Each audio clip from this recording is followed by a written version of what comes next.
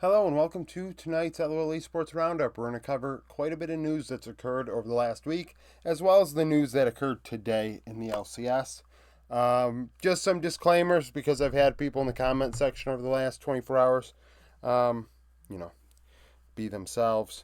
I do not claim to be an analyst. I'm just a guy that puts videos on the internet. If you think I am an analyst, that's on you. If you think I'm a scout, that's on you. If you think I think highly of anything like that, it's on you. So that's a thing. Um, as far as T1 Weibo are concerned, a lot of people taking issue with me saying that it was a blowout.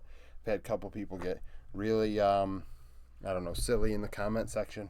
A blowout to me is domination in objective control, gold, and tempo.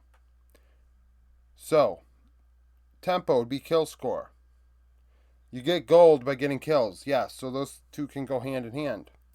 If you're giving up objectives to go get kills, that's called a trade. That's offsetting things. I'm deciding as a jungler or as a player, I want to go create something, create a play, and then the opposition, it is their move. Their move could be to take an objective. If you're truly blowing out an opponent, if you're truly dominating an opponent, they have no room to breathe. There is no, hey, I can go take this objective. Does that mean that it's a perfect game? No, because in the end, you could be in a situation where you're up 8k gold at 20 minutes and you say to yourself, okay, well, I'm going to take Baron to end this, and the other team's going to take the Drake because I'm trying to take the Baron to end this. I don't expect this game to go 30 minutes. Like, that's an angle where I could see a team dominating and you give up objectives, or maybe you give up kills here or there. But if your top laner dies a couple times in the early game in game one, you didn't dominate that game.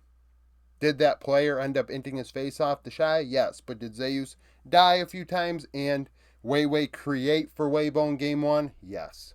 That's just an example of how I view a blowout versus just a 3-0 win, which is obviously lopsided, which is obviously a very dominant performance. But is it a blowout? No. I think that's hyperbolic. I think it's exaggerated.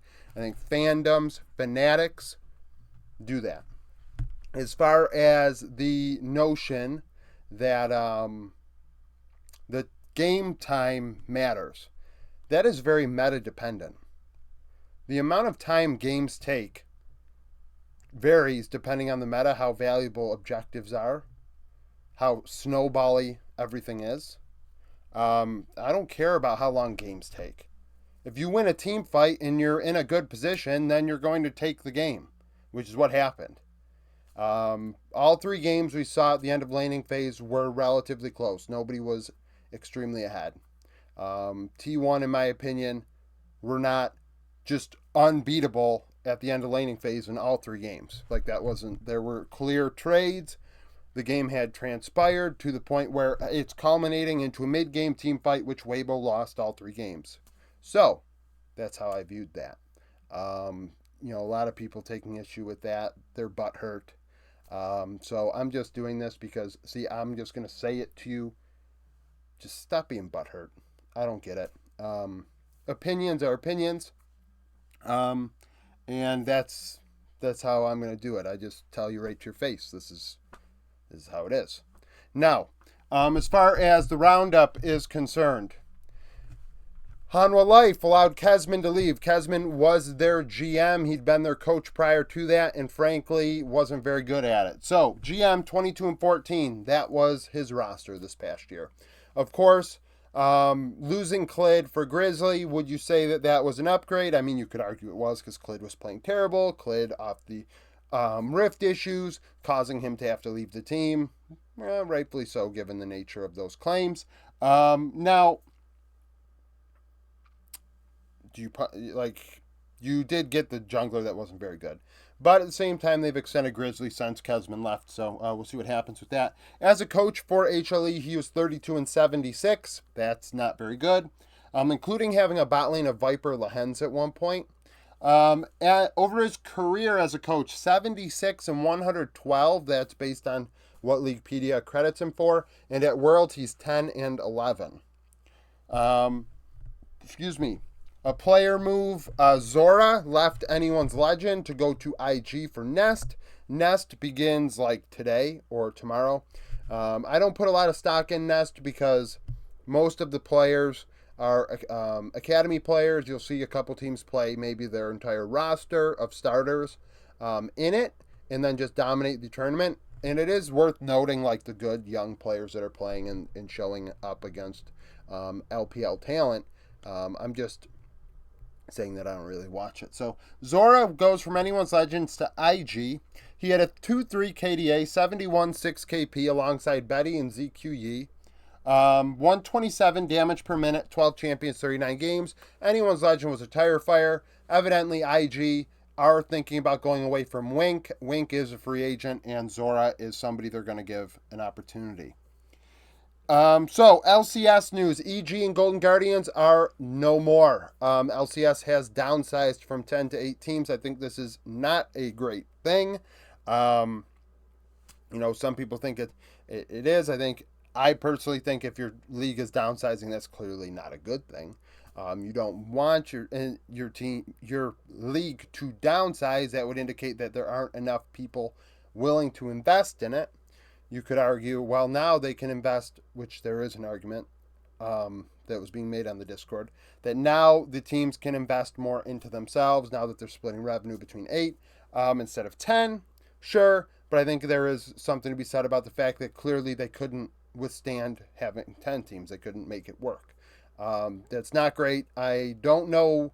So my big deal with this was I thought the Players Union would fight for themselves more.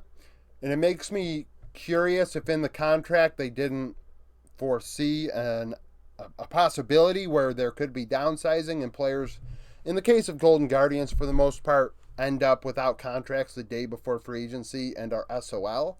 I think that is a tragedy for them. I think it's not right. As somebody that would be a labor advocate and a pro-union individual, I would say that sucks. I don't know why in their CBA they did not foresee this as a possibility. Hey, in the fine print of this, just so everybody's clear, if you decide to remove teams, the players that are under contract, they at least have some, they get some sort of buyout or severance or something to that effect. Obviously, you can't guarantee them an LCS spot because now there are less, but I think the thing is, in all 4 regions, contracts are not respected. We've went over this the last 4 days in my free agency videos. So this is just another example of why I don't trust teams when it comes to verbal agreements, when it comes to contracts, because frankly, they are not being forced to pay the contracts they're signing. Now, e.g., Jojo Pune's a free agent. All the other ones were free agents anyway, so we've already talked about them, or this is not news. It should not be news to you because the LCS video yesterday, I said they were going to be free agents. And we've went over Shaden when we talked about Inspired. So, Jojo Pune, 3-4 KDA, 8-9 CS per minute, 73-8 KP. One of the best, if not the best, NA mid laners. I will say he is a classic case of why verbal agreements do not matter. Rumored to go to C9 for the last couple weeks, while Liv Sandbox from LCK came in and offered him a contract that C9 then had to match and obviously upgrade over. And up their own offer to keep Jojo Pune. So that's why verbal agreements aren't a bit like, let's see what happens in the end. Let's see what ends up being signed. So Jojo, an excellent player, 437 gold per minute. That's 23.4% of EG's gold. 698 damage per minute. That was 31.1% of the damage. He was pretty much the primary carry for the team when it came to damage and a secondary carry for gold. Dominating LCS mids, up 330 gold, 8 CS, 150 XP, only 3 solo kills, 9 champions, 30 games. Razvin was the head coach for summer. He went 12-6 with the team, went 4-8 in the playoffs. So 16-14 overall there. That is his only head coaching experience in a major region at the top tier. Another team gone, Golden Guardians. So We got a lot of stats to go through here. So Licorice is a free agent, 3-1 KDA, 8-3 CS per minute, 51-9 KP, solo dolo on an island in a 1v1. Licorice actually performed really well this past summer. 401 gold per minute, that's 21.4% of the gold. 511 damage per minute, that's 22.8% of damage. On average, against LCS tops, 300 gold, 5 CS, 165 XP, 18 solo kills, 8 champions, 34 games. He has spoken on Twitter about not probably having a spot next year. That is a prime example of why I believe it's a shame that the Players Union did not have something in place to protect their players in an instance that there was a downsizing. River. Best player on the team, River, is world class. I think he honestly is an LCK level jungler. Does that mean he's an upper tier LCK jungler? No. But does that mean I think he could be better than Grizzly on HLE last year? Probably. So 4-3 KDA, 5-7 CS per minute, 69.5 KP, so more carry oriented in a meta that was not really favoring that, but he had to carry to give the team a chance. 356 gold per minute, that's 19% of gold. 371 damage per minute, that's 15.5% of damage. On average, he was even at 15 minutes, 165 gold, 1 CS up, down 15 XP, 4 solo kills, and 15 champions in 34 games, just showing how wide of a champion pool he has. River is an excellent player. Gory in mid lane, another import, 3-4 KDA, 8-7 CS per minute, 61.3 KP. Was not as dominant as you would have liked if you were an LCS fan. Kind of just good. JoJo's probably better than him. 420 gold per minute, 22.3% of the gold, 678 damage per minute, that's 28.8% of the damage. He did lead in damage on this team. On average, he did gap LCS mids up 255 gold, 8 CS, 55 XP, 7 solo kills, and 13 champions in 34 games. We'll see where Gory ends up. Wouldn't shock me if he goes back to China or PCS or stay in the LCS. I think he's a fine player. Stixay, 4-8 KDA, 9-7 CS per minute, 63.5 KP. He had a renaissance as well. Golden Guardians in general, Licorice, Stixay, who he overperformed this past year. I think that's pretty evident.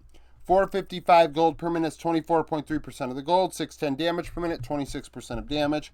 On average, up 90 gold, 2 CS, down 5 XP, 6 solo kills, 10 champions, 34 games. Huhi, 3-1 KDA, 66.6 KP. So you can tell this team last year very on its own. It was sporadic. The KPs all below 70%. They did not fight in a ball when it comes. Honestly, they didn't fight in a ball. That's essentially what I'm trying to say. 154 damage per minute on average. 3.43 vision score per minute. Would place over 8 wards every 5 minutes. 2 control wards every 5 minutes, and clear 2 wards every 5 minutes. 12 champions, 34 games. Spooks, an OS player, an OS coach, went with Golden Guardians. He went 36-36 over his career with them. 36-36,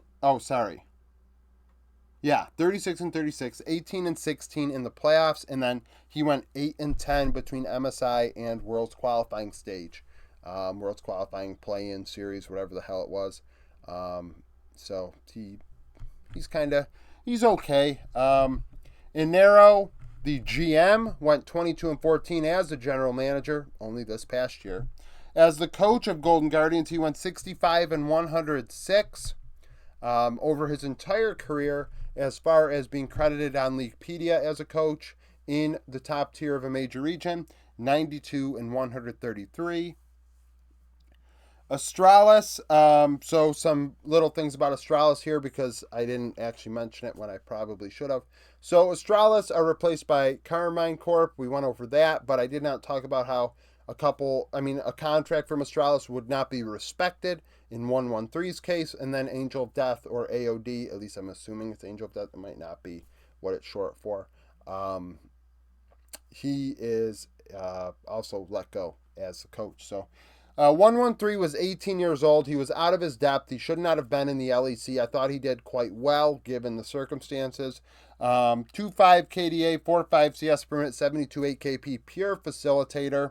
316 gold per minute. Well, it was 18% of the gold. 303 damage per minute, about 15% of damage. On average, he got smoked in the jungle, down 315 gold, 14 CS, 485 XP, 4 solo kills, 10 champions in 42 games. That's encompassing the entire year for Astralis. He did his job. Astralis did have a very nice spring split. That was like honestly, that was probably the best moment Astralis had in their entirety. AOD went 35 and 64 as their coach. I believe he was their only coach.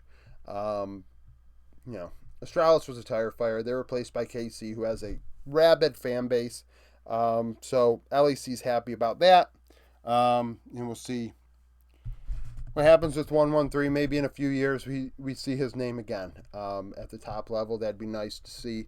Hopefully this does not condemn him. Hopefully people understand and respect his inexperience when it came to playing this year, and he gets a longer leash next time. So that's it for this video. Thank you for watching. If you liked the video, like it, subscribe to the channel for daily League of Legends content. Follow me on Twitter, join the Discord, become a YouTube supporter, and hope to see you again tomorrow.